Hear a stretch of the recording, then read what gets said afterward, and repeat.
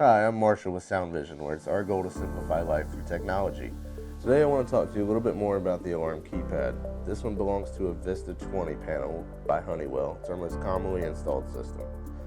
On the keypad you might notice a bypass button. That's on the number 6. You might need to use that button if you have a wireless contact that's gone bad, but you need to arm your system anyway. In order to bypass a zone, the zone number at the top will show a fault. Say zone 1, front door is faulted. We need to bypass it to arm the system.